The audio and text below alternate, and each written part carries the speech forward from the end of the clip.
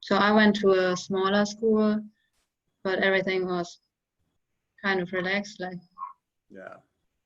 Hello, David. You Hello, are muted. Professor. How How are are you you? doing? Were you asleep? Sorry?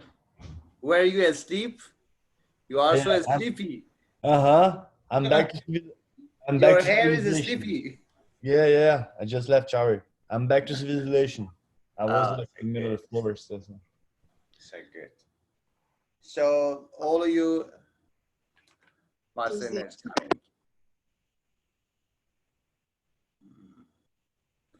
Hi, Marcelina. Good afternoon. Good afternoon. How are you? I'm good, thank you. Getting better. Everything's fine there? Yes, everything is good and fine here. Good. Hi, I sent you, Professor, the presentation for today.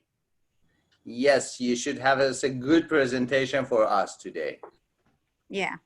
Are you ready, as always? For the classes or for a presentation, where do you want me to? At first for the class and secondly for the presentation. Yeah, both.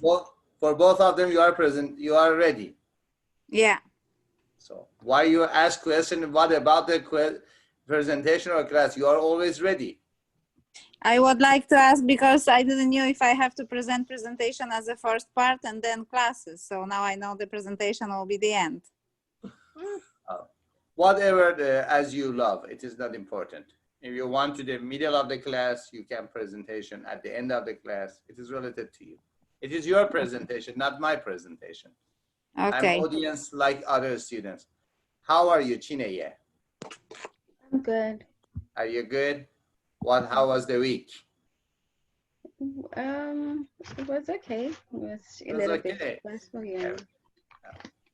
Is it heavy for you to study this course or not? Heavy? Is it heavy for you, hard to study this course or not? It is good for everybody. I'm asking everybody, not even you. It's not heavy. It's very relatable. I can relate it to my everyday life and situations I've been I through. like it. I like it. This is correct. Yes. You should learn, connect everything you learn in your classes, in your courses, especially in the courses related to human sciences. For example, like business, like management, like leadership, like psychology, like sociology. These fields, these majors of human sciences have a lot of concepts that you can relate them to your daily life activities. If you cannot do it, you haven't learned your courses so good. It is your fault. How can you find that you have learned and you have studied your courses so good? The major sign, the main sign, the cardinal sign of learning something so good is to find its contradictions, its symbols in your daily life, everything. For example, one of the greatest courses I studied in the psychology was developmental psychology, the psychology about the changes lifespan from the birth to death. I love this course because everything I learned in this course, developmental psychology, when I went out of the house in the street, I found something at the same age, for example. For example, that week, I have studies about the changes in adulthood, early adulthood, between 20 and 30. When I went to the street, I look at people, I found some people at the age of between 20 and 30, and I found and I study and rehearse all the information I have learned, I have gained from the book of developmental psychology in them. Because of that, you will be a manager, or maybe now you are a manager also. You will be a leader in the near future, not so far from here, from now. And you should find, as Chini has said, you should find your courses, your material in your daily life. For example, we have learned about the 6 images of change manager. Who knows and who remember these pictures, these images? our top student in Louisa. Louisa, you are our top student. Do you remember the 6 images of change managers? I David, think grammar, director, coach, director. nurturer, and I don't remember the other 3. Okay, no problem. David, you are muted. David, you are muted. Hey, so I don't. So there's like interpreter, nurture, coach, caretaker, navigator, and that's it. Director, coach, navigator. Director as well. Anybody else? Marcelina, Kenneth, Chineye, Wayne. For example, because of these information, you should check your family members, your father, your mother, your neighbor, everybody in the street that's talking to you and wants to show you the, for example, correct line of the street. Very, very simple guidance, very, very simple change management, very, very simple. You should look at people and find the features of each of 6 images of change manager and guess what type of change manager he is or she is. It is not important about true or false. It is about the practice, that information in your daily life. After that, you will become a natural born, a naturalistic, and intrinsic leader after that. For example, I worked as a chef, as an chef attendant in addiction studies for 10 years. After 10 years in hospital, working in hospital, now it is not very scientific. But when I look at the face of people, I can have some guess about the substances they are abusing or using. Sometimes, not very regular, not very accurate, but some guess. Why? Because I have looked at the people with the addiction problems for 10 years. It is experiential. Because of that, you should enter your information into your daily life and practice them, because after that, you can find the real knowledge of you have learned in the courses. So let's go to the course. At first, we will talk about it about 1 hour. And after that, 15, 10 minutes, 25. It is, yes, after 1 hour, we have a 10 minutes break. And after that, again, for 45 minutes. And after that, Marcelina will present. Who is for the next week? David is for the next week about Elon Musk. Yeah. Let me get the book. And who is for the 2 weeks after now? I want you to talk about the speech act theory. We will talk about it today. Speech act theory. It is very good theory for management and for the effects of speech on your destiny. Is there anybody here who believes we can make our destiny? Who believes we can make our destiny? Kenneth, do you think we can make our destiny? Absolutely, I do think so. So you don't believe to the fate of God, to the, for example, destiny written by something like God or something like supernatural or other things. You think that you are the main particle, a main maker of your destiny, from your history to your destiny, or no? You think it is written before you birth in the world? How do you think? I think for those who believe in God, they say that God blessed me with, this opportunity, and he blessed me with, so many other great things in life. But for those who don't believe in God, they say that it was fate or destiny. I believe in God, so I do believe that he blesses me. But for those who don't believe in God, they say it's fate that brought them their opportunities, which is totally fine because all people weren't raised the same. But that's how both parties think. So you know yourself as a destiny maker. I think so. Marcelina, are you a destiny maker?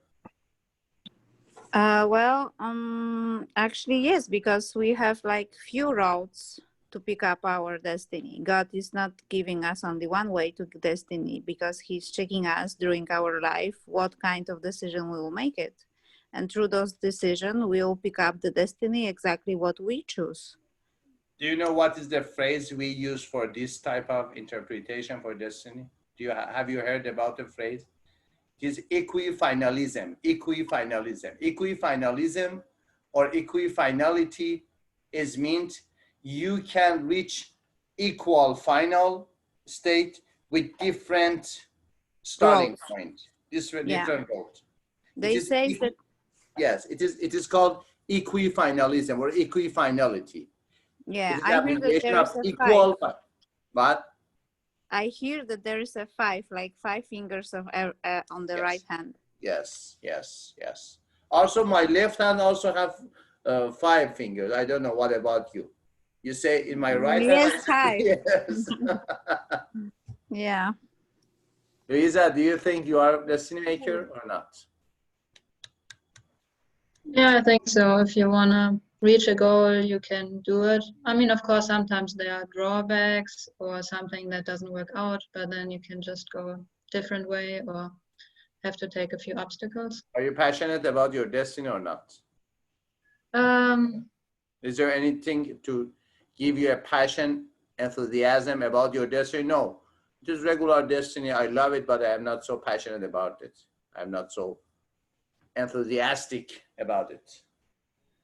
A few things I'm Passionate about. enthusiastic about, but I don't have one end goal and I need to strive there. Mhm. Just more general direction that I want to take. People here in this class think that to have passion about the destiny is important. I love it. I love this guy. I love this guy, Elon Musk. Yes, I love this guy. Wayne, how do you think? Do you think is it important to be passionate about the destiny or not? Because in this course, we are talking about the change management, and change management is a main part of the change your destiny. Do you think is it important to have a good passion, a high passion about the destiny or not? Only have a good plan to reach the destiny is enough. I don't know about passion, but I know you talked about religion, and my religious belief gives me peace about the unknown future, unknown destiny, more than excitement or passion. I mean, I love what I do. I love the opportunity I get each and every day, but I find comfort knowing that there's nothing I can add or take out of my own ability. It is already predetermined. And no matter what happens in my life, my eternal life is, already determined. That's how I see it. I know this is not a business answer, but yeah. No. It's good. You say that in your religion, we have a predetermined destiny, and your task is to experience your daily life in the path of that destiny. You can enjoy and improve the quality of your life, not out of the box of that destiny. You are in the box of that destiny, but in the box, you have a good freedom to choose different types of jobs, dues, actions, but it is predetermined for you. Your duty is quality of life and happiness. How I understood it, correct or not? It is predetermined destiny. Okay, let's go this chapter 7.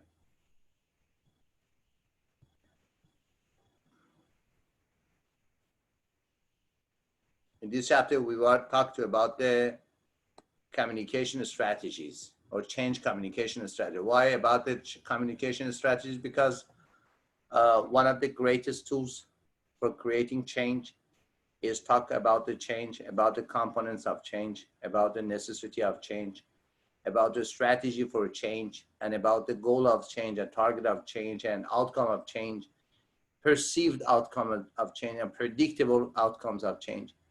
All of these are done in a communication style and in a communication frame.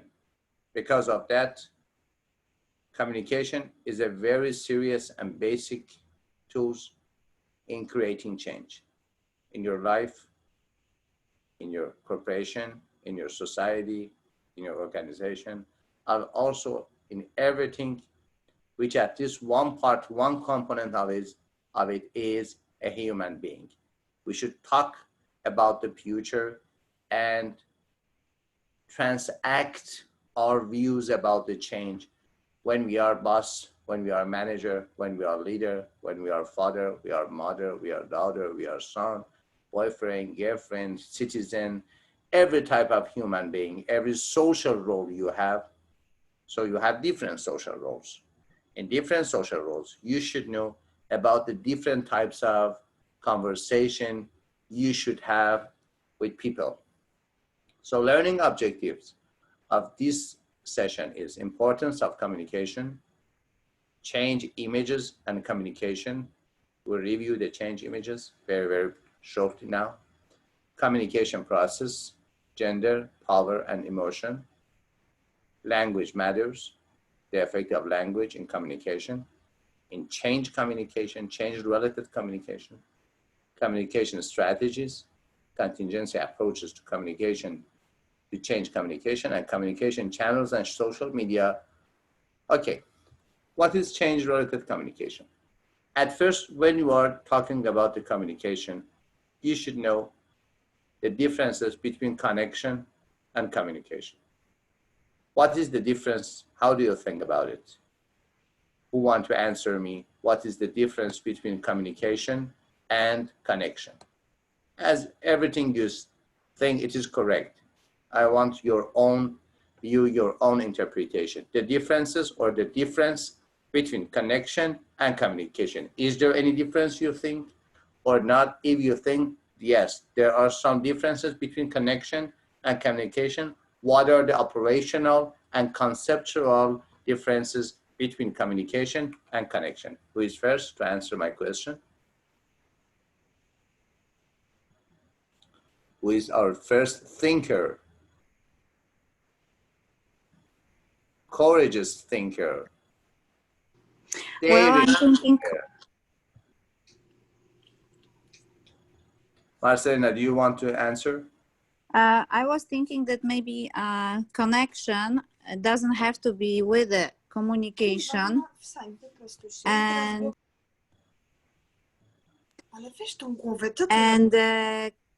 communication is not include the connection. Why? Zamknij się. And I'm Why? thinking that sometimes that with the communication, you don't have to have that much connection, but the connections is not with the communication. It's like they don't have to be split together. Yeah. It's like you like something, but you're doing something because you like it, but not all the time this what you're doing because you like it. So it's like Differences between connection yes, and yes, that's what I am thinking. anybody else? Thank you, Marcelina. Anybody else? I think communication.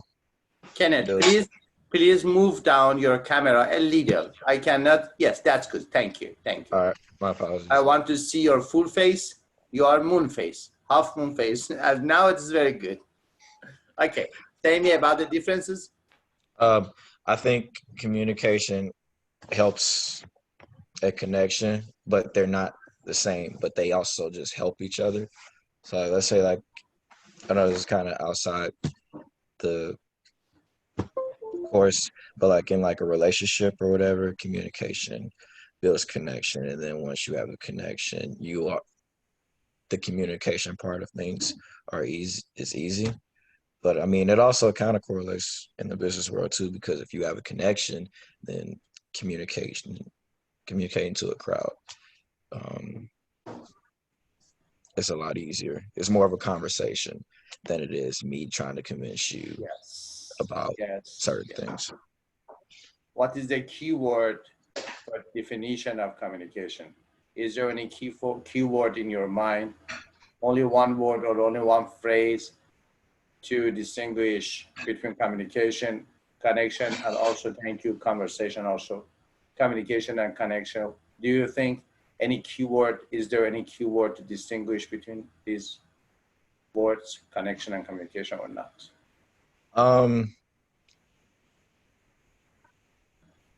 I think,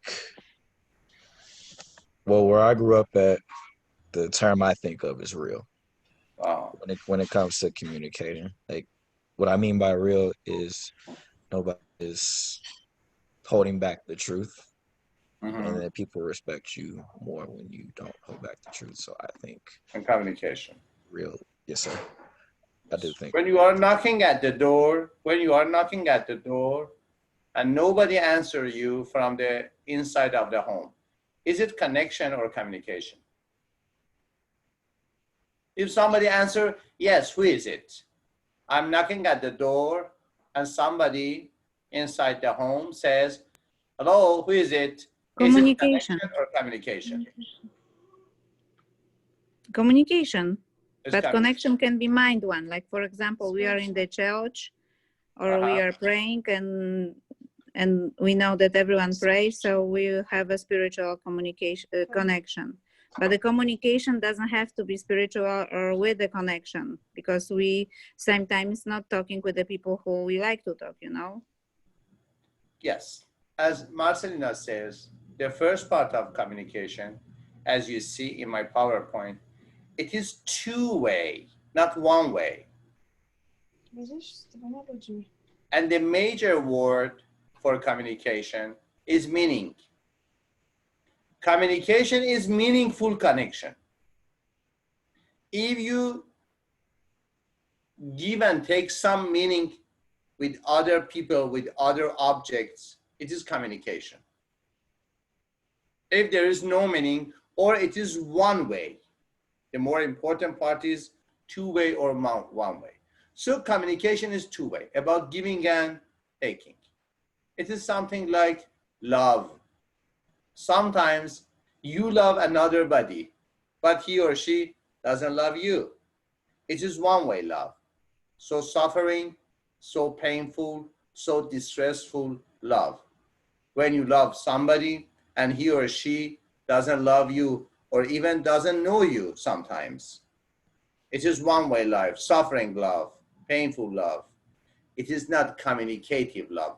But if you love each other, it is called intimacy. Intimacy is some type of love that at two parts, they love each other. It is intimate relationships, something like, for example, romantic love. Communication is a major part of communication. That it is that communication has two-way road, regular two-way communication, specifically about the change initiative. We are talking about the use of communication to create the desirable change in our organization, in our community, in our lifestyle, its implementation, relative successes, challenges, and their resolutions. So in change-related communication, we talk about with other people two-way connection. We talk about the change initiative, our design for change, its implementation, process of change, relative successes, what are our desirable outcomes, what are our predictable outcomes, and challenges, what are our problems, obstacles, what are the ways to overcome the obstacles, and their resolutions. Change communication is a key part of the process of collective sense making. Sense making is the first part of producing meaning. Okay. The importance of communication. Why we need communication in the process, in the course of creating change. Communication processes are important to the success of a change program. It is very obvious. Change communication is intended to convey information about the intended change, why the change is necessary, and how it is to be achieved. A personal question. What is your most important barrier in your daily life as a person, not as a manager, not as a leader? What is your most important barrier, your heaviest barrier against your change? What is your major problem when you want to create some changes in your daily life, in your lifestyle? What is your most barrier against you should overcome? Myself, I would say. Yes. Because if I want to make a change, I should be the first one to make that step. And if I don't, nothing is going to change. So when you want to change, when you, for example, when you think that, yes, this type of change is necessary, okay? But you think about the planning and have a good plan, have a good timetable, have a good tools for creating change. But in the implementation area, in the acting area, in the doing area, you have some problem with yourself. What else, for example, Luisa, what is your major obstacles inside, internal obstacles about your feelings, about your thinking, about your habitual behaviors? What is your most inhibitor to creating change, internal, not external? I think I would say it's lack of courage, because Thank you, lack of courage.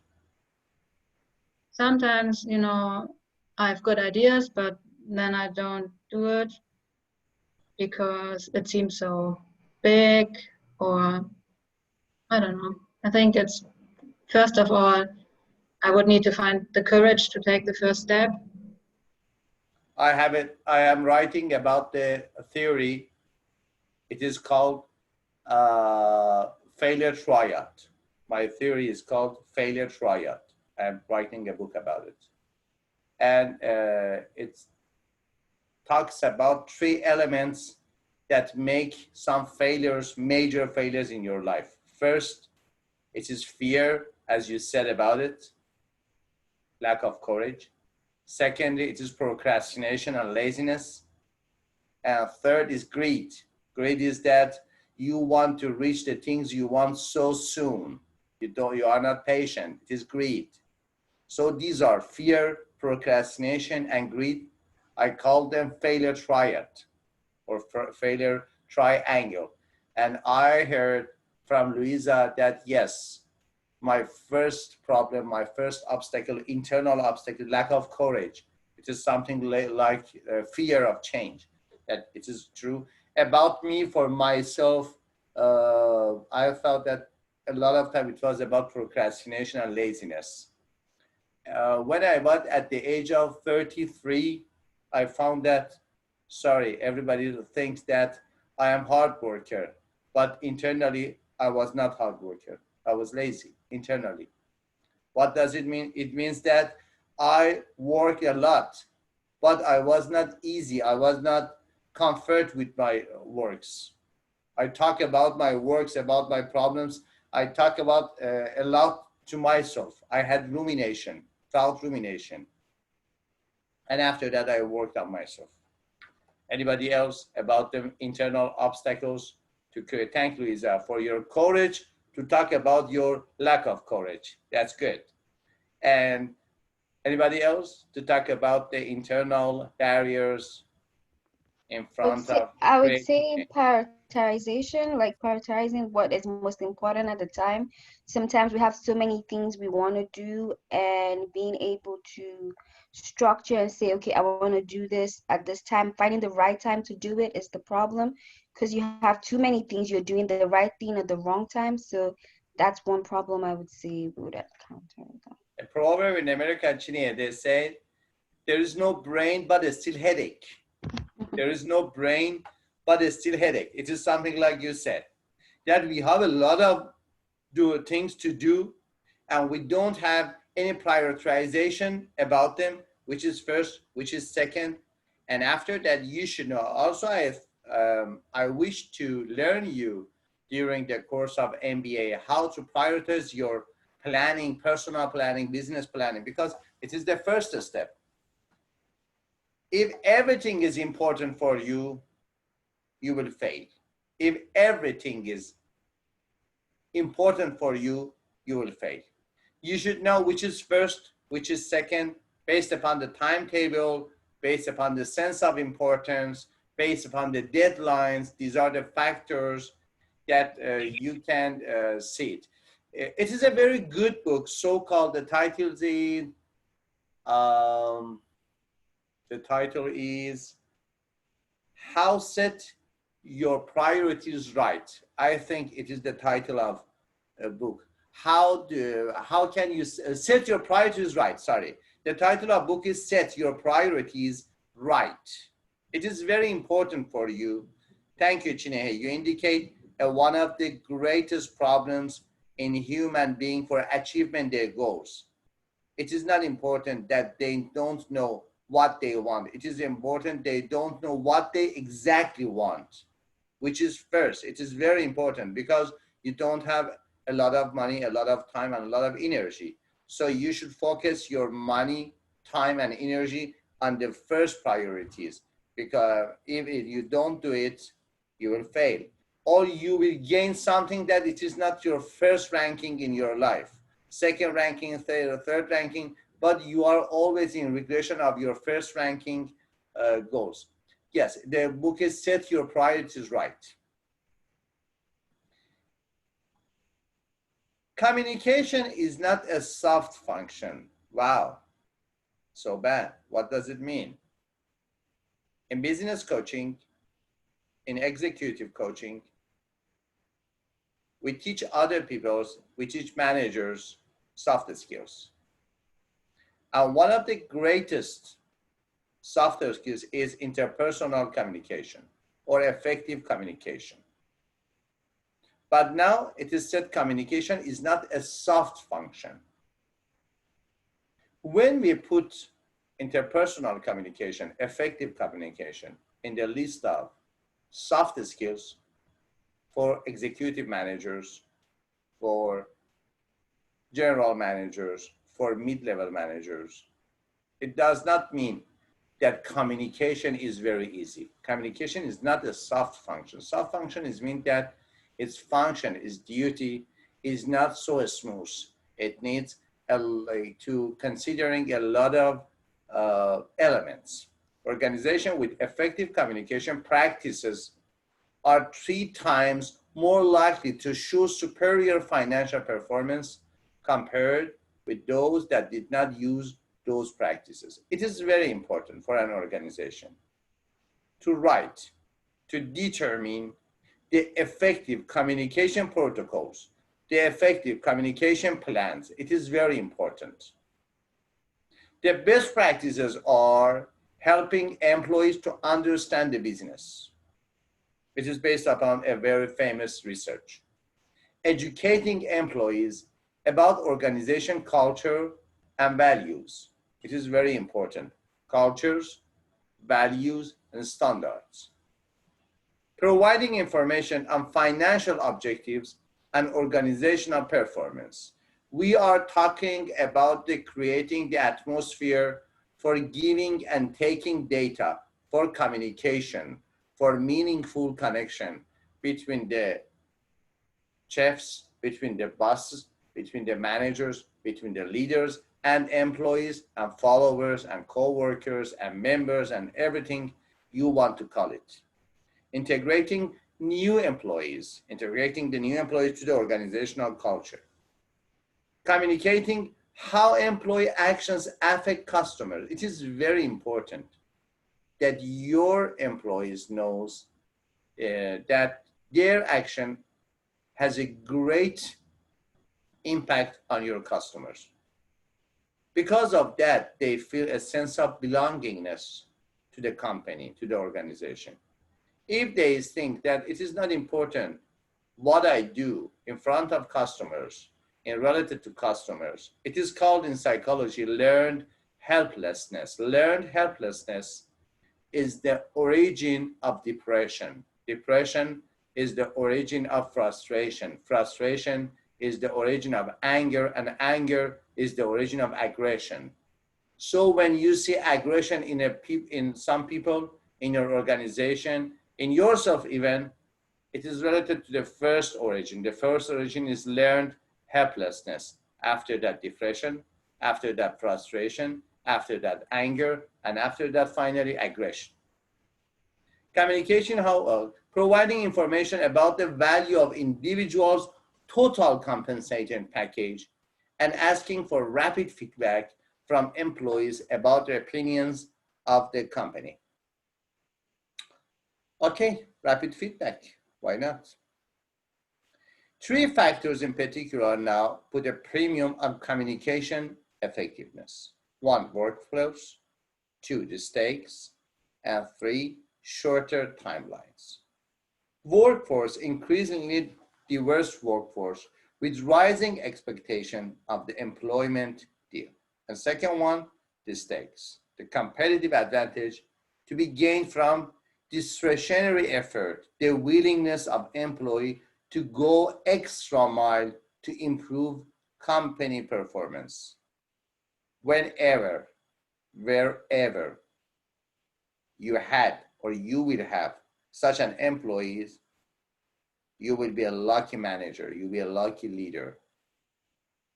He or she is not your employee, he or she is your partner. Why? Because by his own, he or she wants to go the extra mile only to improve company performance.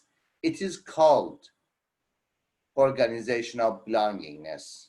It is called organizational zest, organizational passion.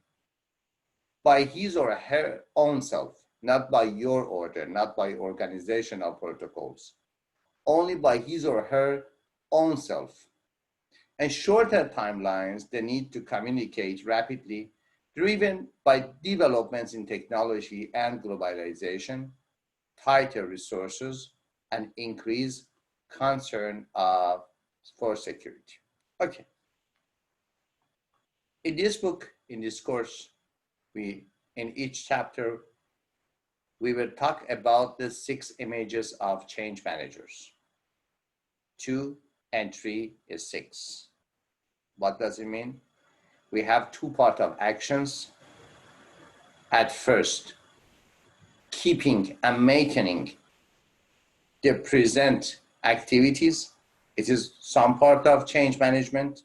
The change manager in this style wants to keep the present activities, not new activities, only improve the present activities.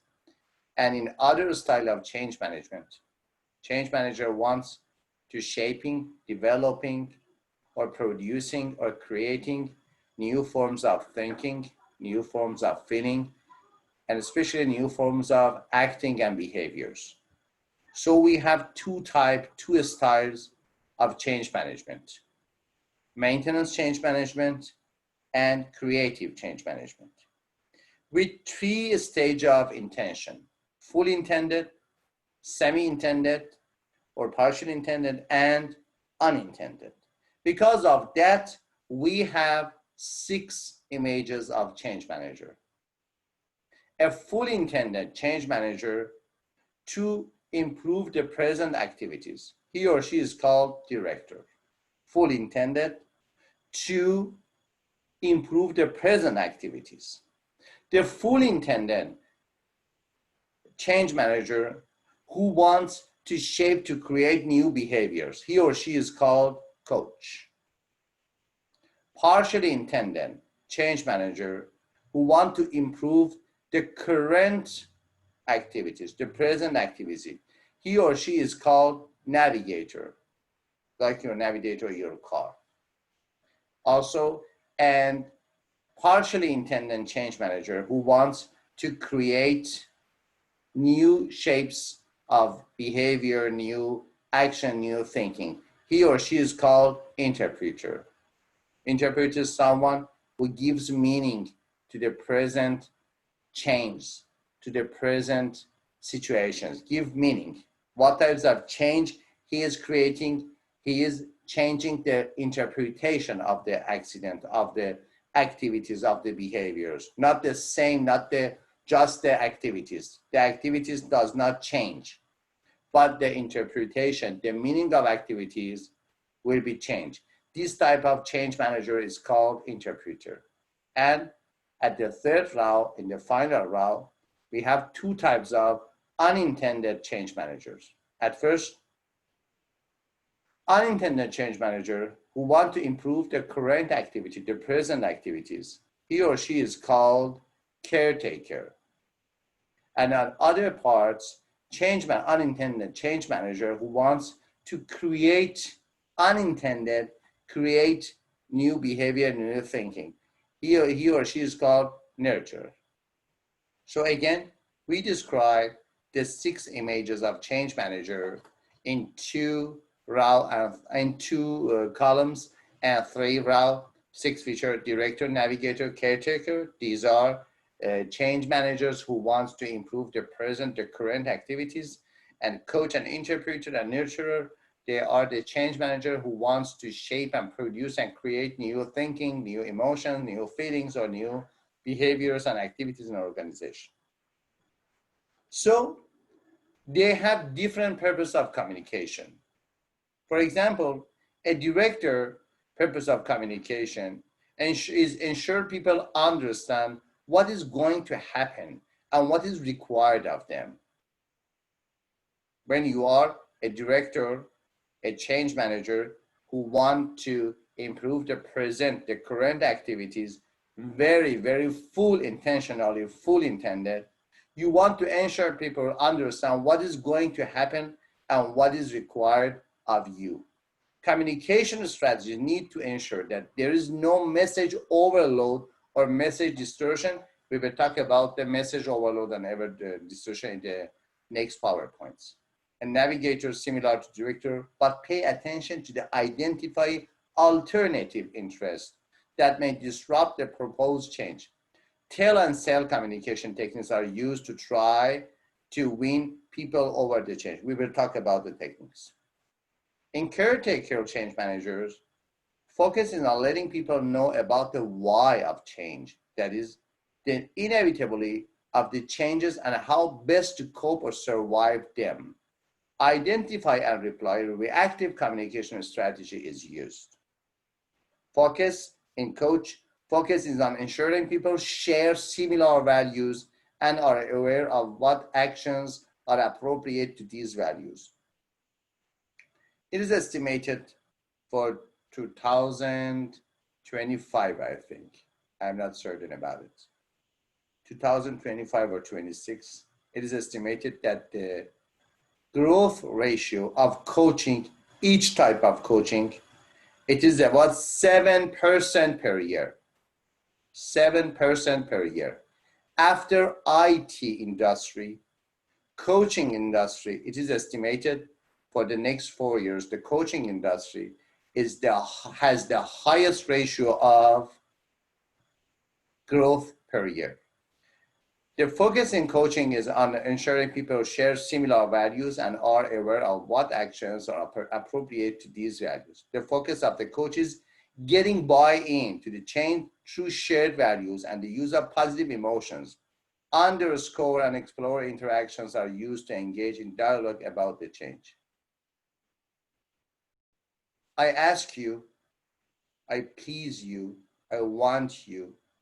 It is not an order, it is a brotherly comment to you that please at least study 2 or 3 books, general books about coaching. And after that, 2 or 3 books about the executive coaching, performance coaching, business coaching. It increases not your knowledge, it increases your comprehension, your understanding of your business environment, of your personality, even your family members. It increases so high. It is very important for you to know the techniques and the concepts of coaching, because coaching is about getting better every day than yesterday, every day than yesterday, every day than yesterday. Everybody talks about it, I know. But little people do it every day than yesterday, better every day than coaching is about this. Because you will be some managers, some leaders of the industry, each type of industry. It is very important to consider yourself, to know yourself, consider yourself, and also to handle something more than managers, something more than leaders, organizational leaders. Because of that, a lot of great leaders, like Bill Gates, have coaches. Bill Gates says that one of the best payments I have paid in my life is paying for my coaches. And he has executive coaches, and he has life coaches. Bill Gates. And he says that it is one of the best payment I have ever paid in my life. And other points. We have a very simple model about the communication. It's a transmitter, sender, giver, receiver, channel, coding, and decoding. Coding is done by sender or transmitter. Decoding is done by receiver, and channel is the pathway from the how to transfer the message from the sender to receiver. We have 5 parts here that can be effective in distortion of receiving the content of the message. The most important parts are coding system and decoding system.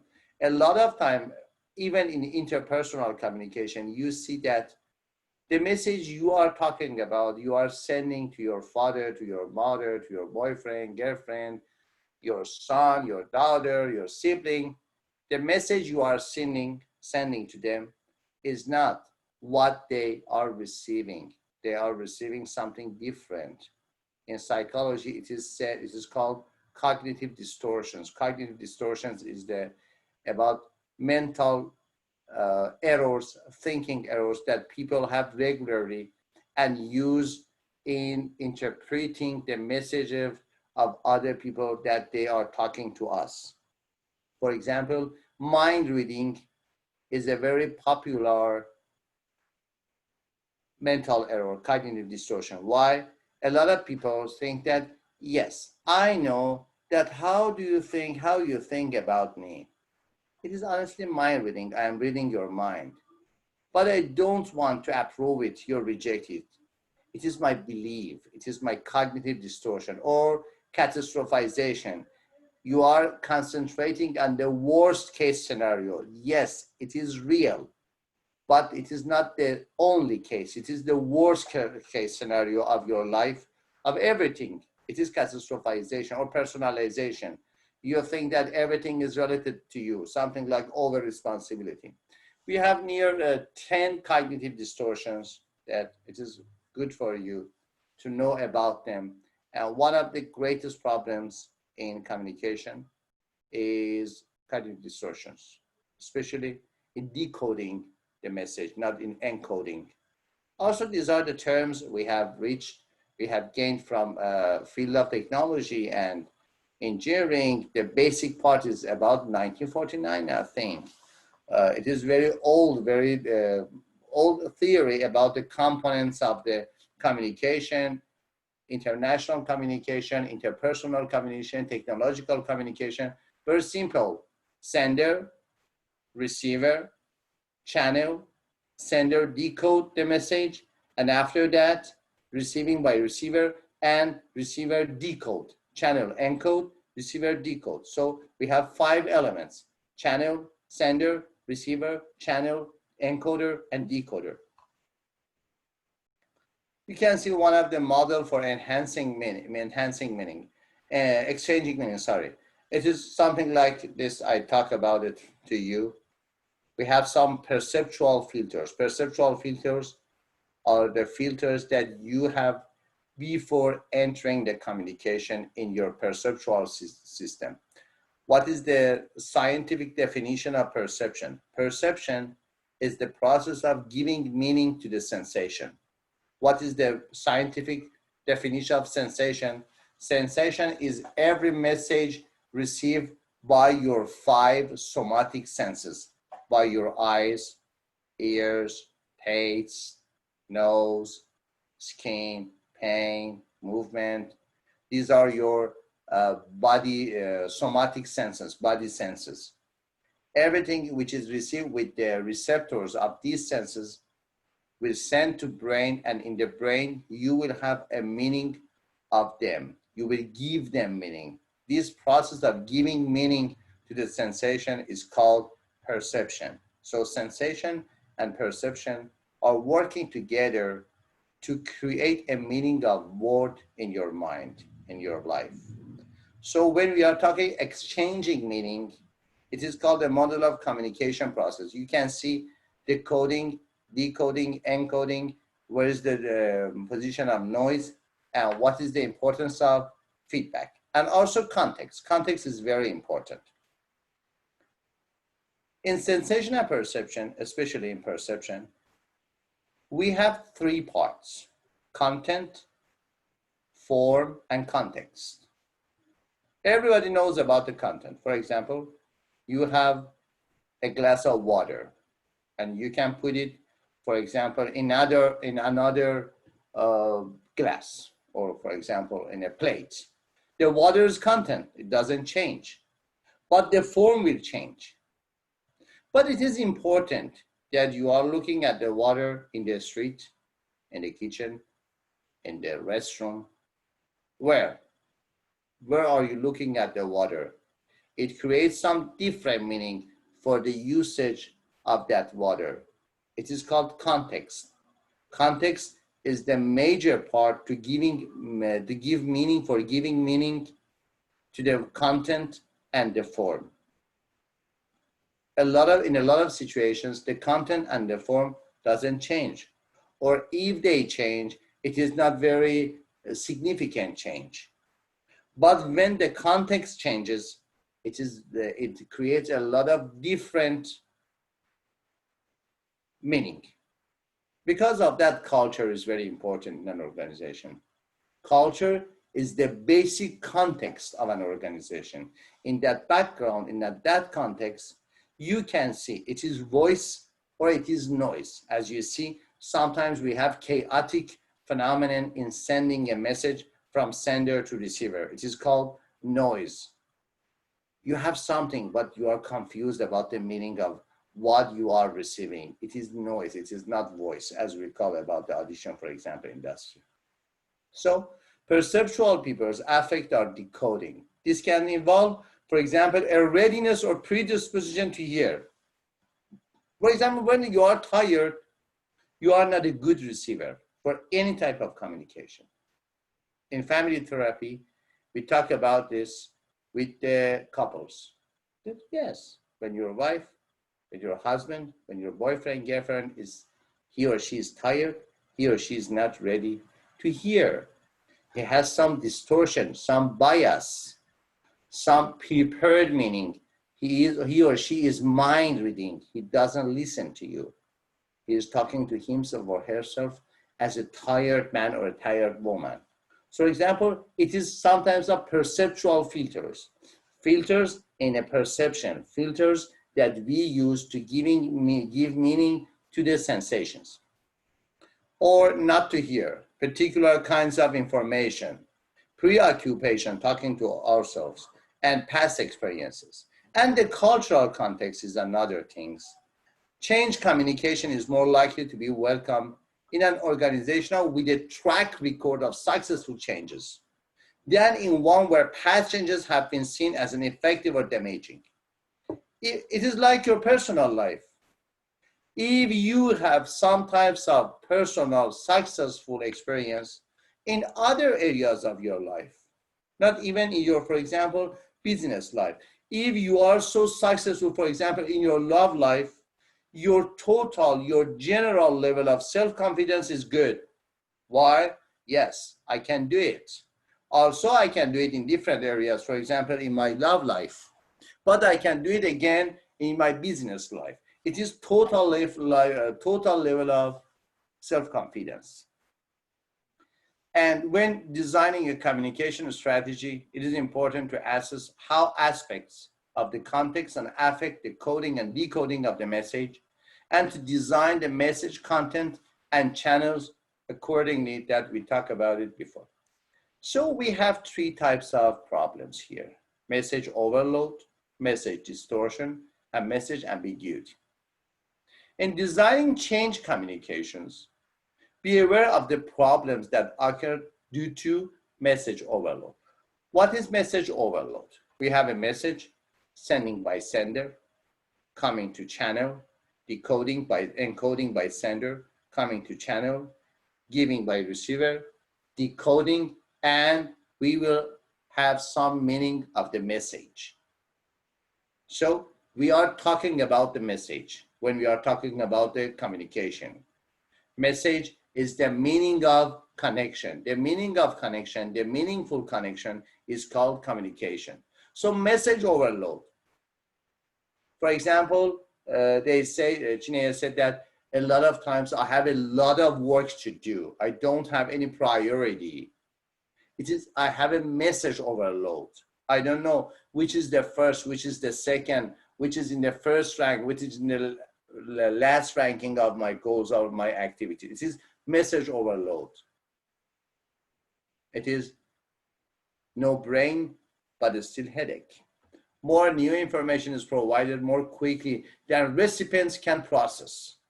Coming and coming and coming and coming, and they said to us that, wow, I am tired of overthinking. Whenever you have overthinking about something or total overthinking in your life, you should know that you are in the level of message overload and message distortion. Intentional or unintentional misinterpretation when transmitting or receiving the message, it is distortion, misunderstanding, and message ambiguity. As noted earlier, ambiguity allows different interpretations, but this should not exceed the recipient's ability to tolerate ambiguity. I think we talked about it 2 sessions ago, 2 weeks ago, about the ambiguity tolerance and the role of ambiguity tolerance in the personality of a successful leadership. Ambiguity tolerance is very important. Work on it, of your tolerance for ambiguity. Why? Because you live in an ambiguous, in an uncertain world. It is not related to you. It is nature of the world. Uncertainty, ambiguity, lack of knowledge, lack of certain knowledge is the certain part of the nature of the world. Even you are a component of the world. You are at the same line, for example, of the mammals and Homo sapiens and Homo species and other animals. So because of that, as a part of life, as a part of world, we are encountering, we are confronting every day with a lot of uncertain conditions. An effective organizational change communication. Okay, I have about 10 minutes until 6:75. Okay, 6:75. After 10 minutes, be here for continue the course, and after that, Marcelina has a good presentation. Has a good presentation, and after that, we will go for weekly quiz after 10 minutes.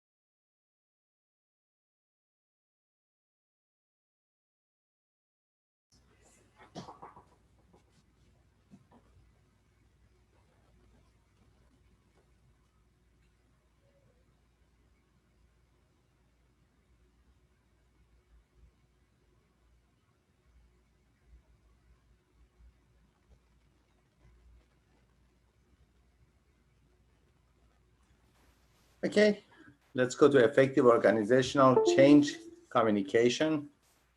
We are waiting for other people. Wayne is here, Chineye, Marcelina, and Luisa. Okay.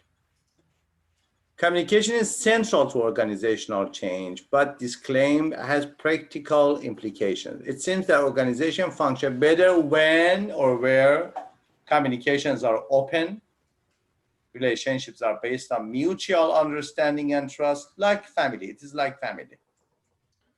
Organization is a very, very large and huge, and sometimes less complicated than family. Families are more complicated than organizations.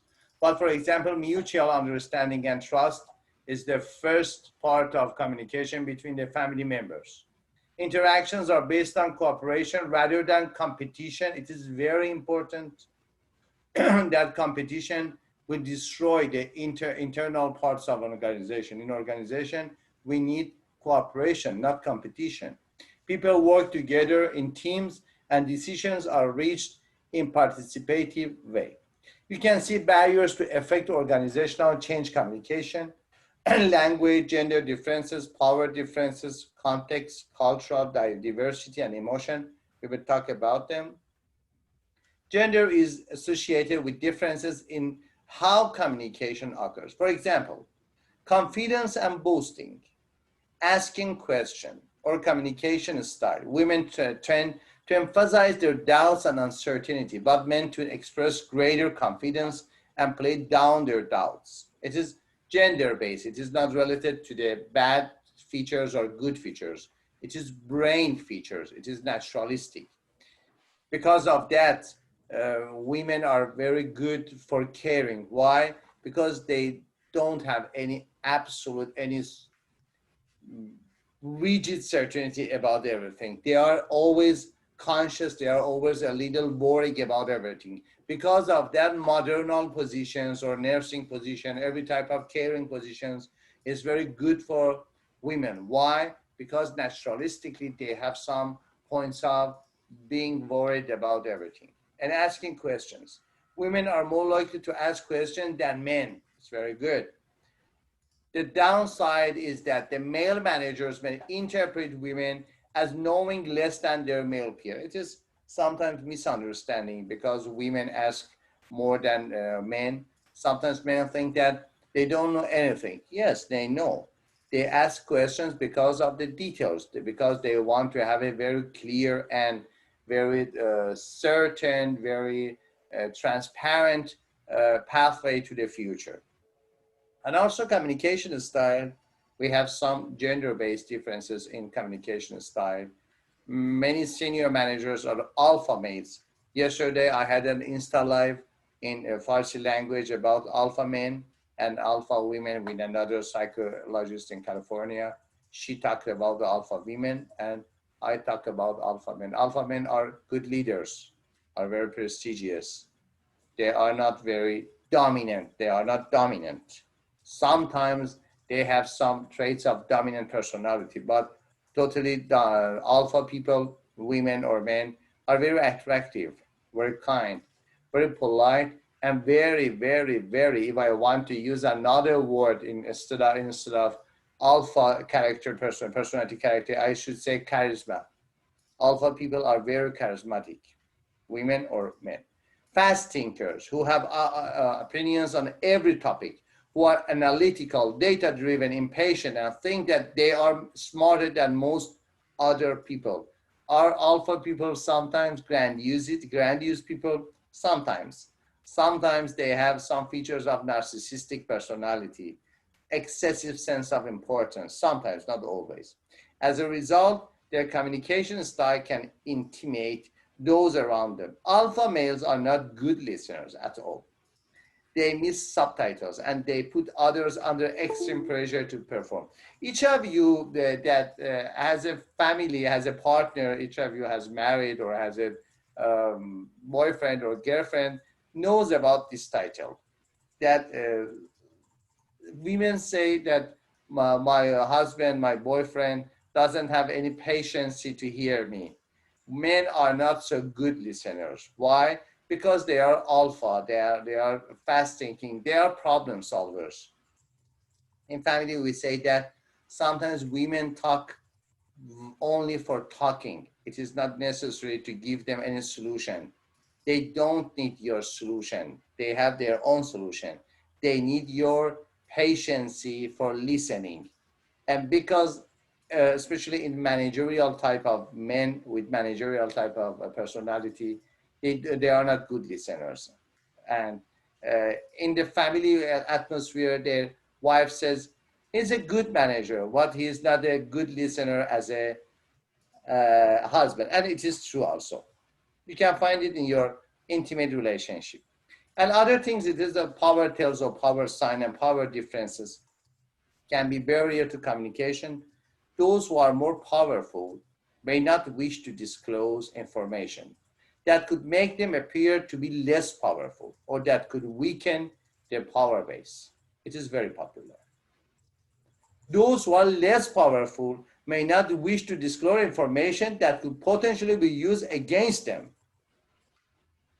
Nobody wants to become less powerful or powerless. As Nietzsche, the German Austrian philosopher, says, everywhere I saw a human being, I saw the will to power. Will to power is the basic part of every human action. Will to power is the basic part of every human motivation, will to power. But the definition of power is very different in different cultures, in different religions, in different countries. But if we want to use one word instead of power, we can say power is the art of administrating your life on your own way. It is power. You handle your life on your own way. It is power. And in an organization, we have power signs or power tells. The term power tells describes the various signs and clues that indicate how powerful someone is or how powerful they want to be. We can read the power signals of others. And dominant individual, the power tells when you see a dominant individual, what the power tells you can hear. Sitting and standing with legs far apart, especially in men. Appropriating their territory around them by placing their hands on their lips. Using open postures. Yes, you were talking about me. It is the posture of a power tells of a man. It is an open posture. Yes, everything is on my hand. And using invading hand gestures, smiling less because the smile is an appeasement gesture, establishing visual dominance by looking away from the other person while speaking, implying that they don't need to be attentive. Speaking first and dominating the conversation thereafter, using a lower vocal register and speaking more slowly, and being more likely to interrupt others, more likely to resist interruption by others. Dominant individuals are not good listeners. Influencer and dominant individuals are not good listeners. It is one of the greatest features that you can find and diagnose a person with a dominant personality or with an influencing personality trait. They are not good listeners. But submissive individuals, on the other hand, modifying a speech style to sound more like the person they are talking to, more frequently hesitating, using lots of mms and adopting close postures, clasping hands, touching face and hair, self-confront gesture, blushing, coughing, dry mouth, heavy breathing, heavy swallowing, increased heart rate, lip beating, and rapid blinking, and sweating or leakage toes, which reverse stress and anxiety. Why you should know these signs? At first, you can acquire some types of signals. You can practice them. You can have some role playing of being anxious. It is fake, it is not real. But you should know about the signs. Sometimes, in very rare situations, you can have some role playing of the signs. And in a lot of situations, we can look at other people, we can watch and observe other people and find the signs of personality traits. It is called behavioral keys. Behavioral keys or behavioral cues are the main behaviors, are the main gestures and postures that will give you very detailed, very sharp information about the personality of other people's. And it is called behavioral eyes. You should have behavioral eyes to observe the behavioral keys in other people. After that, you can have a good and very rapid, not something deep, but very rapid guess, very rapid prediction of other people's, for example, from your customer, from your manager, from your coworker, sometimes from the people that you are visiting at the first time. If your behavioral eyes are sharp, you can find behavioral cues very fast in other people's behaviors, first observable behaviors. Because of that, you should know some signs of, for example, anxiety, behavioral signs of anxiety, behavioral signs of dominant people, behavioral signs of submissive behavior, because after that, you can use your prediction from others, people, personality features in your job, in your interpersonal communications. Change manager may need to control their own thoughts in order to appear less dominant and less powerful. Don't forget, if you want to be a good change manager, you should not be a dominant. If you are dominant in front of other people, they have a lot of fear in front of you. They experience fear. And fear makes people change resistant. When you have fear about something, your first reaction is flight. Your second reaction is fight. And the last reaction in front of fear is freezing. Fight, flight, and freezing are three major reactions to experience fear. So if you are a change manager, your face, your body language, your tonality of voice, and other characteristic features should not show you as a dominant people, also as a submissive man or woman. Between these, I'm only changer. It is the main message you should send to the people that you want to change their destiny, their behavior, their, for example, to create organizational change. Other parts is emotions can interfere with the communication process, but emotion can also be a positive resource. It is very important, contributing to staff willingness, commitment, and support of change. Anticipation that change will be personality threatening or harmful if your coworkers think or anticipate that the desired change is not good for them, it may be harmful for them,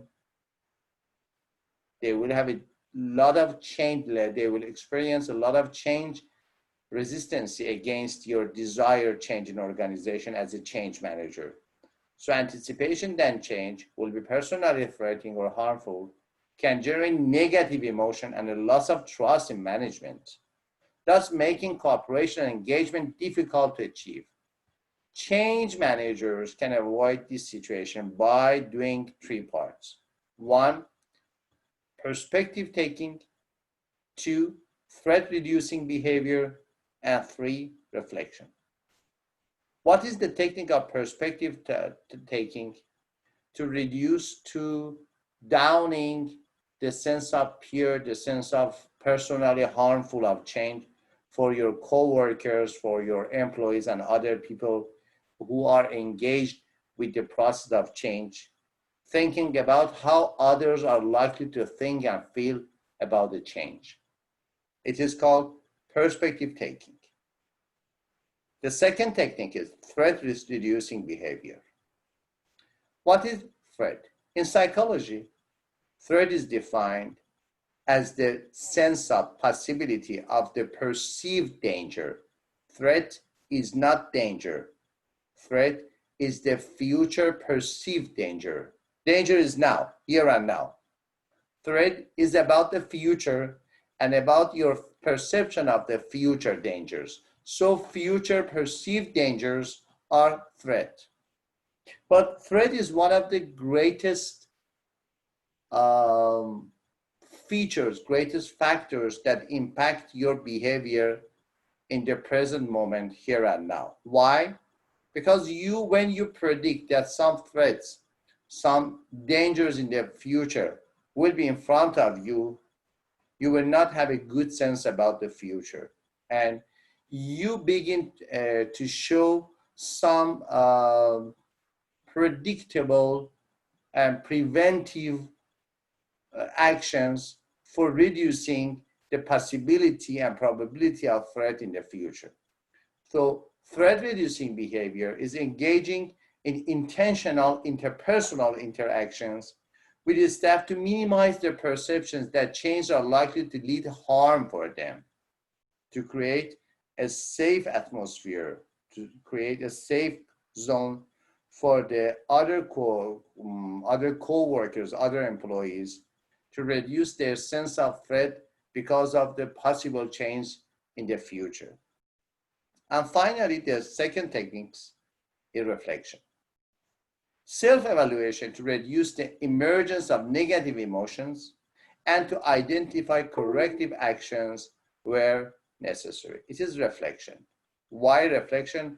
Because you reflect your self-evaluation on the other peoples of your organization, other co-workers, other, for example, employees, and help them to reduce their negative emotion about the future. Address these issues, how it's done, the core message, emotional arguments, metaphors. Metaphors are very important to solve the emotional problems in every aspect of human life, organizational life, family life, love life. You should know a lot of knowledge. You should have a lot of good knowledge and applicable knowledge about the metaphors, because when you want to create change, you should talk. Something more than talking. It is about communication. We are talking about the communication in this session. And one of the greatest, basic, and most effective components of effective communication is using metaphors. So you should know about the metaphors in your culture, in your family culture, organizational culture, even in your religious and literature culture. Packaging the message, emotional mode, humor, display emotion, change leader characteristics, and change manager behavior, fairness and justice. And finally, you're setting group dynamics, ceremonies, and atmosphere. Then another part of the components that affect the change in your organization in the use of language. The language managers use in change situation does not just involve a transfer for information or ideas. It involves the creation, exchange of meaning for others regarding what is going on in communication. It is very important. Language is not your tools for transferring the meaning. Language is your tools to creating change. A huge part of change can create and produce by your language. So don't look at the language as a side tools, as the secondary tools to create a change. A great part of change is created by your language. Change managers need to be skilled in use of appropriate language. The choice of language that the change manager uses can affect whether proposal will be seen as exciting or routine, as clear or model, as progressive or mundane, as threatening or developmental. All the atmosphere created for your cooperators, for your co-workers, for your employees, for your wife, for your husband, for your family, for your society, everybody. The greatest tools for creating the atmosphere for accepting or rejecting change is your language. As text says, the choice of language that the change manager uses can affect whether proposal will be seen as exciting or routine, as clear or muddled, as progressive or mundane, as threatening or developmental. And linguistic coherence, there should be a coherence between your language and the type of goals, type of changes you want to produce. Managing change also involves different conversation and different stages of the change process. Conversation across those stages, however, must have linguistic coherence. As you know, the concept of usage of language in the culture is called linguistics.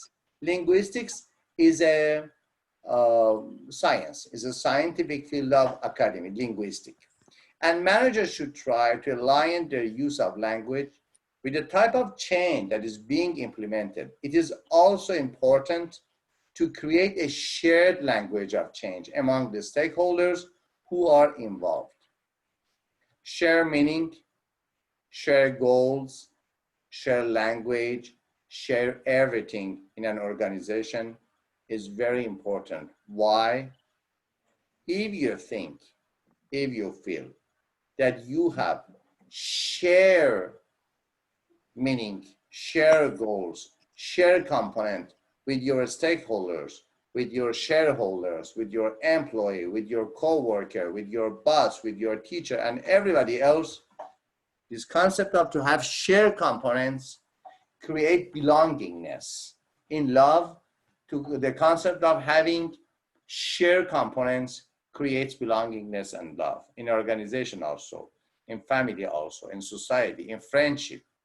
To have share meaning, to have share goals, to have share components, share interest, will create a sense of integrity, a sense of unity, a sense of belongingness.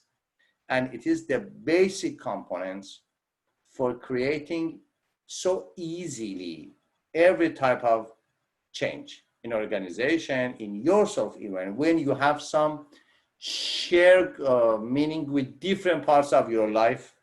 What is the major part of intrapersonal conflict? Conflict of myself with myself, me conflict, as we said. Me conflict is the conflict yourself with yourself. What is the origin of me conflict? When, for example, the meaning of your job doesn't have any share meaning with your, for example, love life, with your educational life, with your past life history, with your perceived future. When these are different and not share meaning, you have a lot of me conflict. You cannot involve with your love life, with your job life, with your educational life, your spiritual life, and other parts. So to have a sense of share meaning is very important in creating and gaining the cooperation, gaining the harmonization of other parts of the company.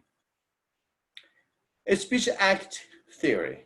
I want someone talk about a speech act theory for the next 2 weeks, except of Marcelina, Louisa, and David. They have their own assignment. Who is candidate for talk about a speech act theory? Also, I have put a video in the Moodle page of the week 4. Who is candidate? A speech act theory is not very modern theory about the effects of a speech, but it is very important for you to know about the speech act theory. I need a candidate. Wayne, Chineye, Husamaldin, Kenneth, everybody. Think about it. It is not so complicated. It's not so complicated. It is very easy. Very good for you to present, because if you know some theories like a speech act theory, after that in your market, you will some have overpointed against other competitors in your market. It upgrade your thinking about the marketing, upgrade your thinking about the business.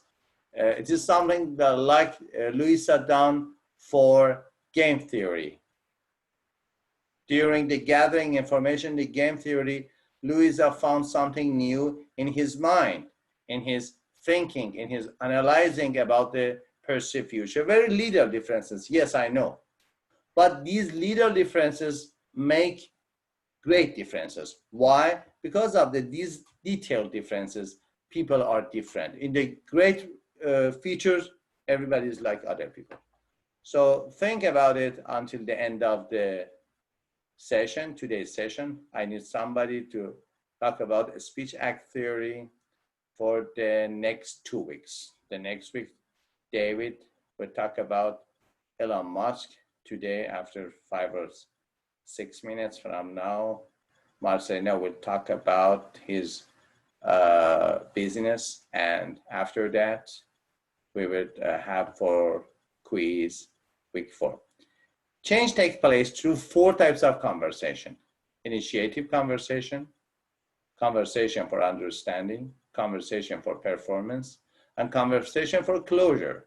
These are 4 type conversations which are very important for creating change. That you see the elements, the components of each type of conversation. Initiative conversation draw attention to the need for change, whether reactive or proactive, and can take them the form of assertion, request, and declaration. And conversation for understanding help others to appreciate the change issues and the problems that need to be addressed through 3 main elements, specifying the conditions of satisfaction that make changes. And conversation for performance, promises are made, obligations are entered into, accountability are established, and deadlines are set. And finally, conversation for closure signal the completion of the change, the final termination of change, and facilitate the movement of people into new projects and initiatives. These conversations involve acknowledgements, celebrations, and rewards. Other parts of speech act theory says breakdowns in change and conversation occur when initiative conversations are held with people who are not in a position to proceed with the change. They are out of your realm of change, out of the area of the change you need or you want. They are good people, they are effective people, they are intimate people, they are trusted people, but they are not in the realm of change that we want to create change. There is a lack of shared understanding about the intent and changes and the expectations for the conditions of satisfactions. It is a very key phrase in creating change, conditions of satisfactions. There is shared understanding, but performance conversation do not take place. So people do not know who is accountable for specific actions. And finally, requests for action and performance are not rigorous and fail to specify intentions regarding results and deadlines. Closure conversations do not take place, and people feel that they are still involved with the change while being asked to move on to new initiatives. And talking coherently, coherence is the one great point in every type of conversation, every type of talking about the subject. It should be coherent. It should be a harmonization between different elements of the topic.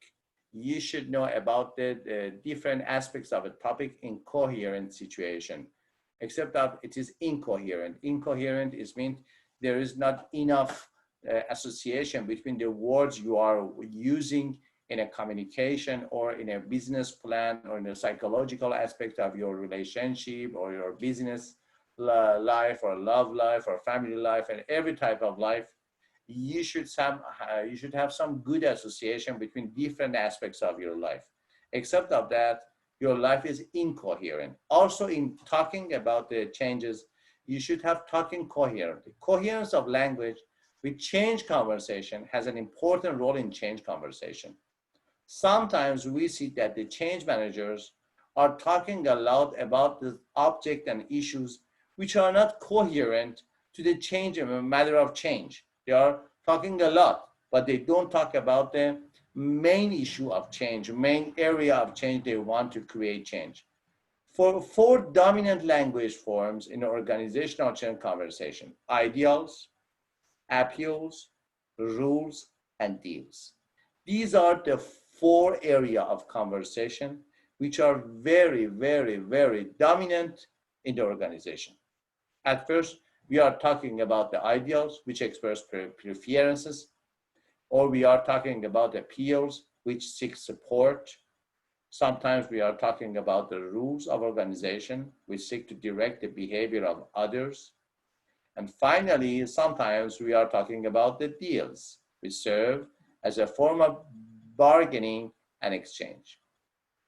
Motivating change during the earliest stage of organizational change requires the communication of appeals for support and statements of goal or ideals. And that later stage requires the communication of rules and negotiation of deals. It is like every type of leading, for example, people in a new movement. At first, it is the philosophical part of the movement. For example, you see that philosophical movements or religious movement or political movements, new, especially new movement, first years, first session, first parts, it is talking not about the must or must nots.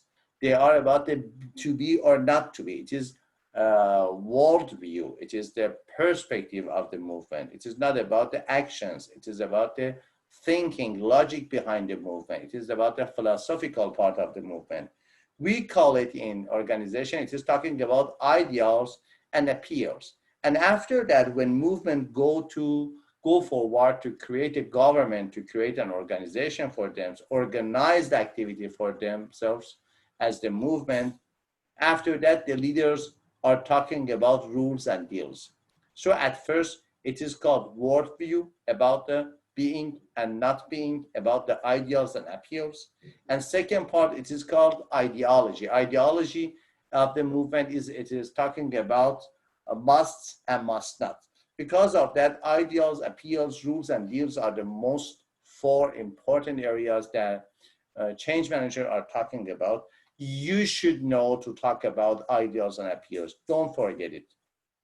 The major, the most important, the most attractive part of change is ideals and appeals. People love ideals. People love change in the future. Very fantastic, very idealistic. If at first you are talking about must and must not, you cannot create change so in cooperation with other people. It is very forceful. You are not change manager, you are change agent.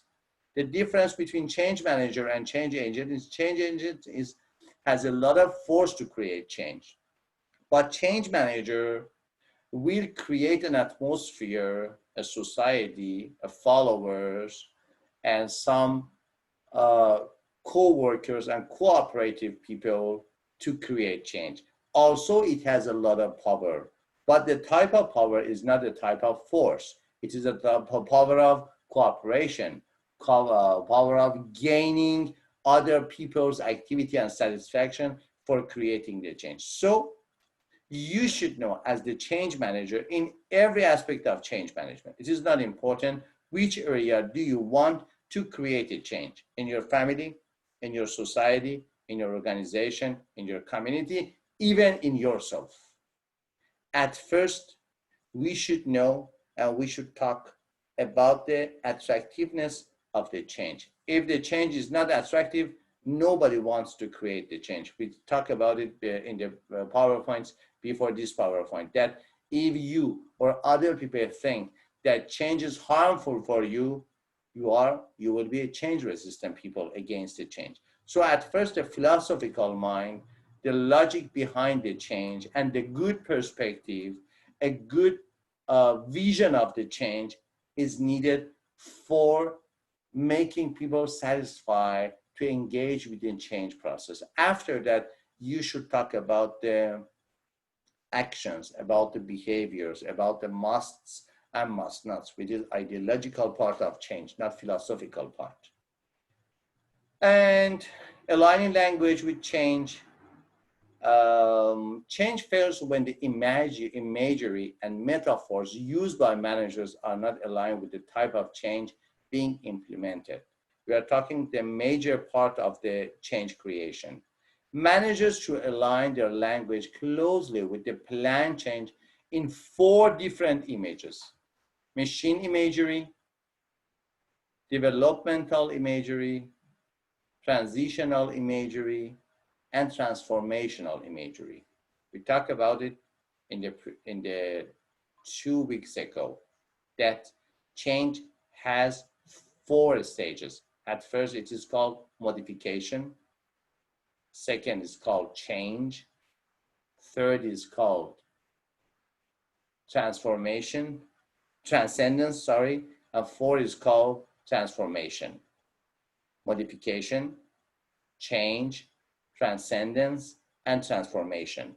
Transformation is the highest level of creating change in the new lifestyle, new mental syntax, new emotional styles, even some types of supernatural or spiritual parts of your life will change when you enter the transformational and transcendence part.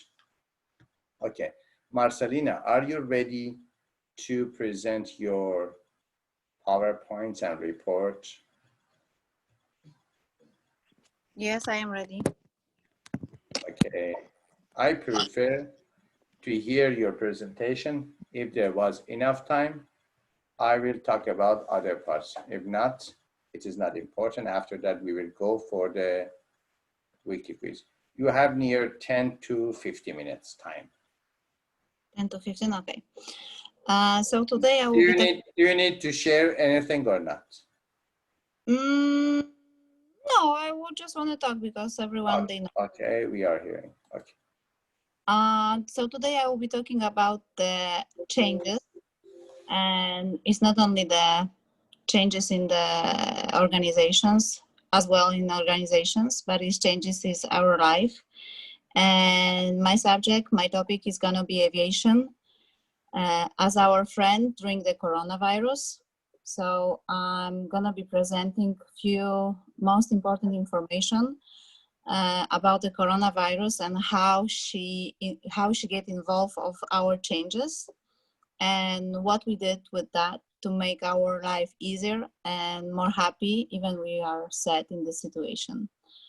And right now we see a lot of information not only from the America and also in Europe that cases they are still increased, not only the small cities but also the smaller villages, and people they still like to and want to travel, and that's why a lot of airlines they start to reopening the flights, for example like Lufthansa or KLM or Delta Airlines, and they did a lot of changes for passengers, a lot of changes for the workers, for the companies, and they try to keep as much they can the sterility for the flying, and not only for the flying, just also before the flying and after the flights. So for example,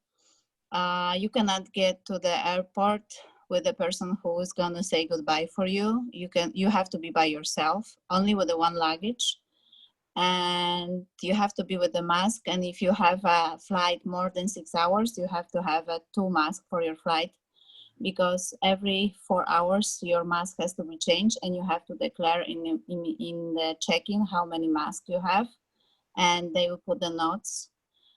Also, they have scans. So whenever you are coming an entrance in the airport, and even the gates, and even the airplane, they have scans for the temperature. So if you will not pass the temperature, for example, during the security control, the scans will detect the person who is, for example, with a higher or with a fever.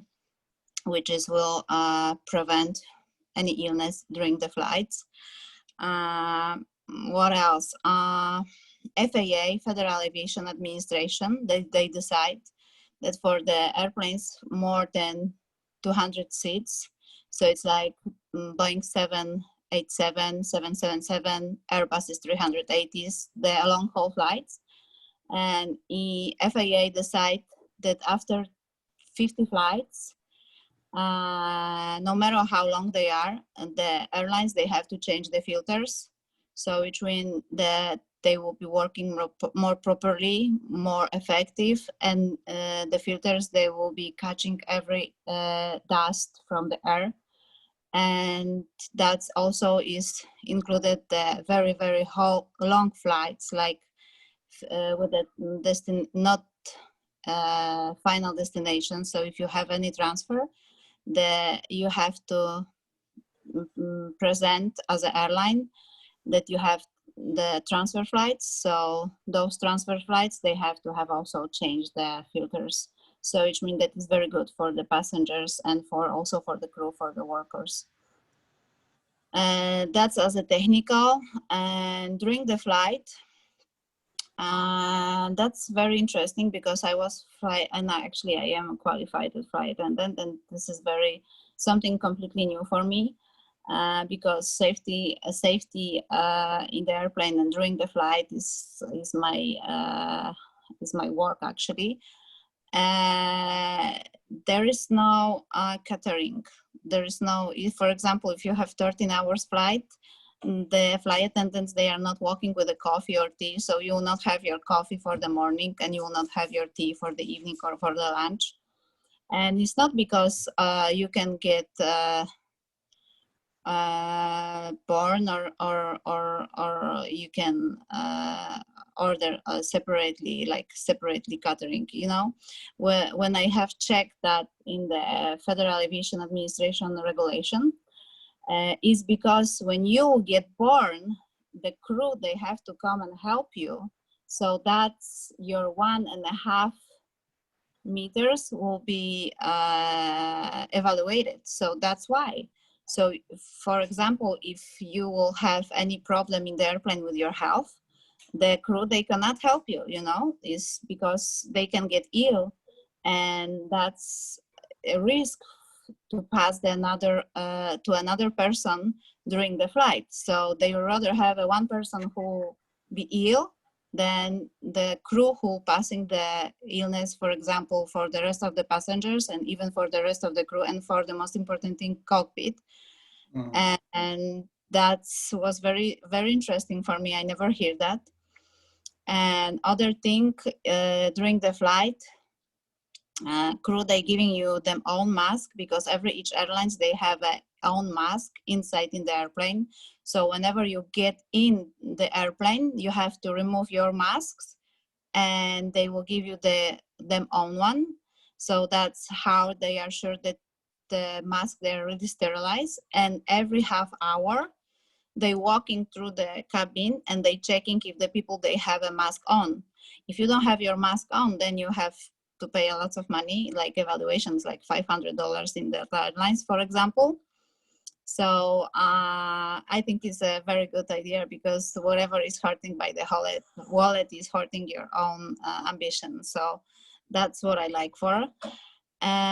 Also, to what I would like to add is Zaras, I'm sorry. And other thing what I would like to add is a good thing that I'm sorry. Nie możesz teraz, nie wyciągaj jej. I'm sorry. That's my family. And each time when you are getting to the airplane, they are not taking only your information from the passport, who you are, but also they are asking how tall you are, how is your waist, and who is coming to pick up you. So they will put the note in case you will be, and which seat you are sitting. So in check-in and in departures, they know exactly who's coming to pick up you. So they want to prevent, and how many members you have in the family. So they will know ahead how many people is possibility to pass the virus. So that's very effective. And in some of the airports, they are a special, like I don't know, someone who's traveling, they are they calling them Heymans. It's like a door when you're checking your body and everything. That was before, that was for drug cartels. So they checked if in your body there's no any drugs or not any suspicious stuff. So right now this technique went so up. So when you were going there, is actually in the certain is in England and in Germany and in one airport in America, it's in New York, that equipment, so they can see even the air circulation around your body. They can see where you have the virus. So it's mean, if for example, when you have on the hands, they will capture that. So that will disqualify passengers for flying. And that's very good, but this is very expensive. So they still looking the different way of produce and construct that equipment. And this is very helpful also for the crew, because we don't have to actually, crew, they don't have to deal with the fear that someone can pass the illness. One more thing what I wanted to say is about the airplanes, because that in the technical way, they I don't know if someone knows how air is circulating in the airplane, from which side, from down or up, or someone knows? No. No. In the airplanes, heavy airplanes, more than 40 tons, the air is circulating from down, from the up to the down. So is less possibility to pass the illness to someone, because then the virus is going down and is dying. But for the smaller airplanes, like business jets, the air is circulation from the center and is going opposite ways. And then it's up and down. It's circulating like on the same level, like some people, they have seats, right? So in those private jets, they find a way to have they call it like a red light, and this red light after the filter is killing the bacteria. So that's very helpful for because obviously people where they have a bigger wallet, they thinking that they can travel safer, but it's not true. Actually, they have a worse situation because they have filters, because on the private jets, the filters are more down because they don't have a space upstairs. So logically, they don't have a technical way to put that on the right position, like on the big airplanes. So just because you have a business jet for $40 million like Gulfstream, does not mean that you cannot have the same cheap coronavirus like someone who's flying economy. So that's the reality. So, and you cannot travel with the person next on. You can request the free seats next on you, and especially in the long haul flight. So probably if you have like 50 seats on the cabin, they can use only 25. You cannot put I cannot put anyone as a flight attendant 2 seats next on. Even mothers and the kids, they have to have a free seat between. So Is it legal for passenger to ask the crew that I should have an empty seat and the both side of me? Is it legal or not? Yeah, of course that you can request. If you are traveling during the corona, there is a special form which is inside. In the form is included the information about the seating. So for flights, you can request your free seats, and you can even request free seats in the front and behind you. Back. Yes, because you have a fear and you have a right. In the forward direction, you can request for free seats legally. Yes. No one will do that anything to you for that, because obviously you're traveling under risk. And the airlines, when they start and reopen the gates, they know that there's a risk, so they have to know. But anyway, in this risk, they want to make money and on the tickets. And that's why is this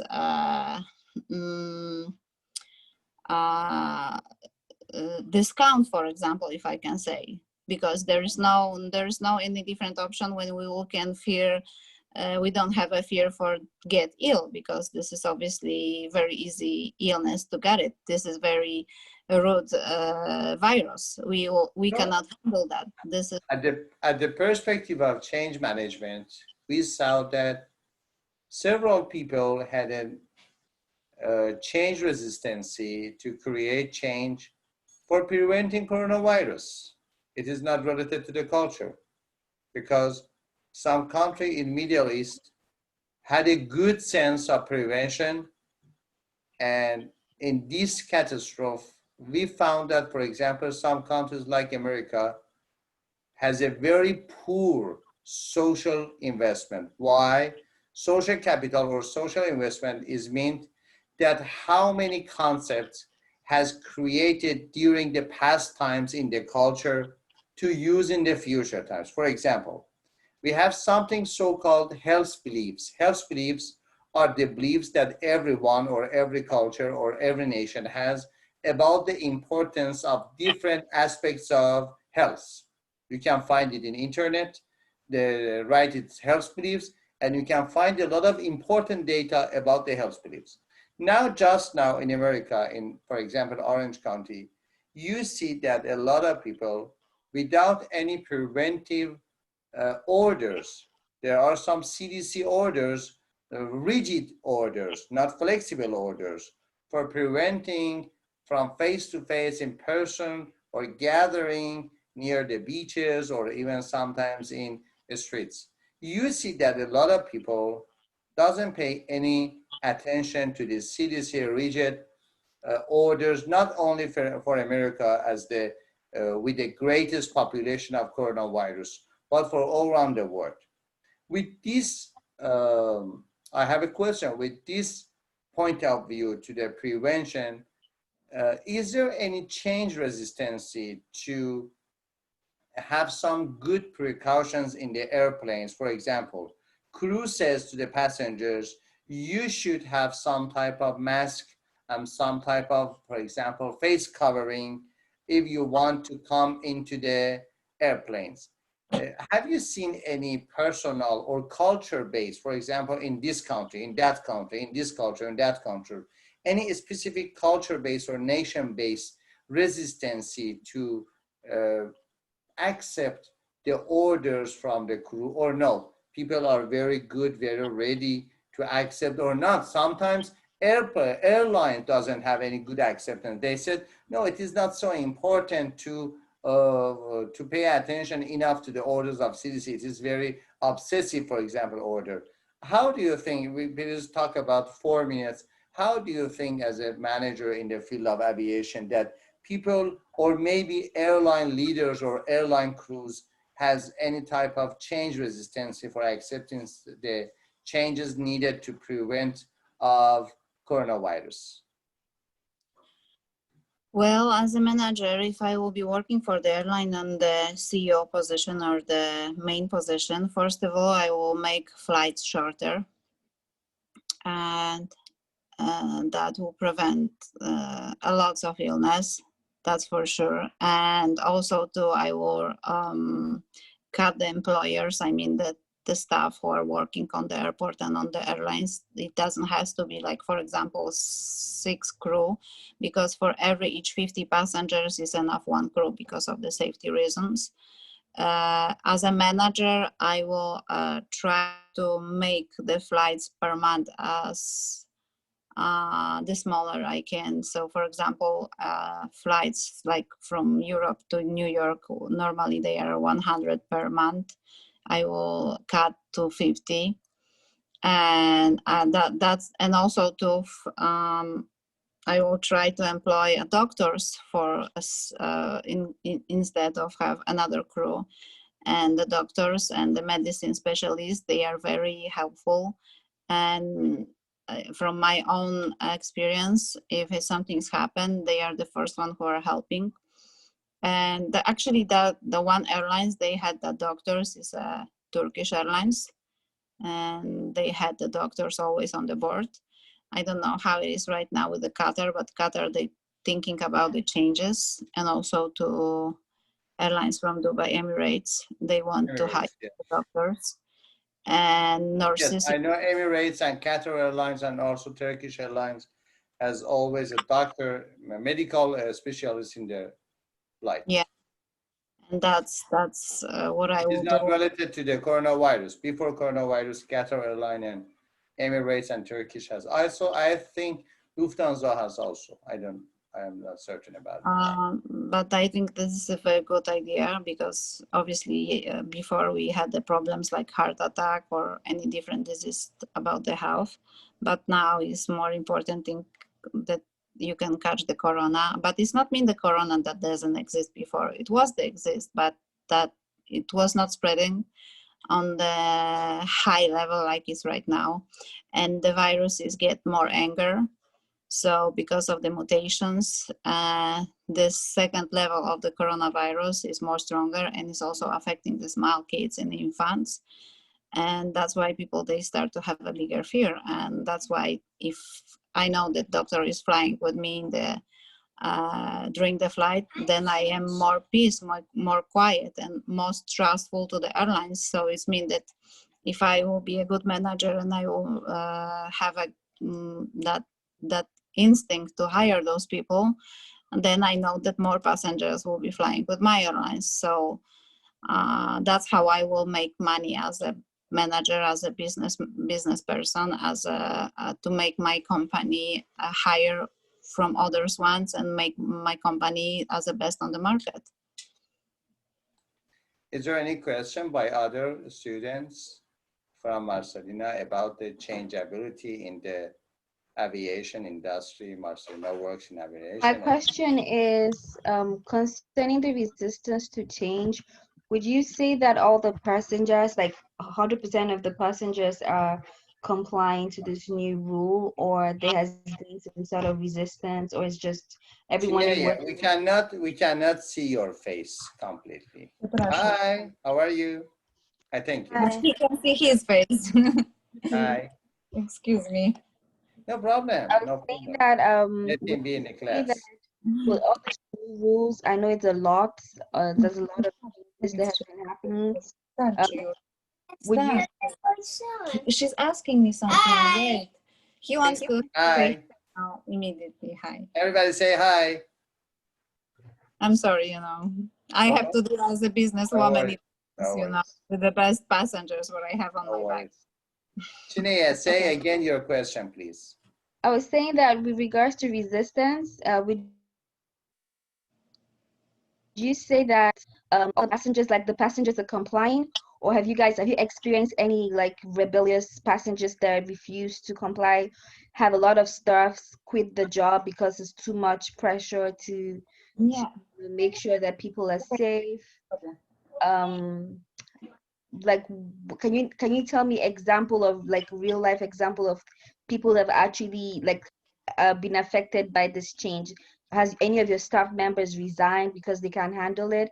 Has the passengers rebelled and say they don't want to wear a mask, or one mask is enough for 14 hours flights?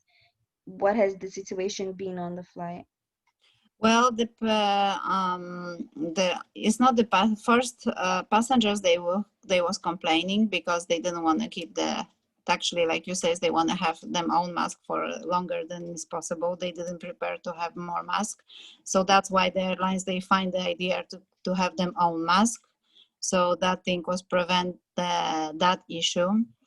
Other issue was the traveling separately. That was actually the big problem during the flight, because passengers, for example, mother with the kid, they want to be next on, so they found a very good idea to have the mothers on the back on the airplane, far from the passengers.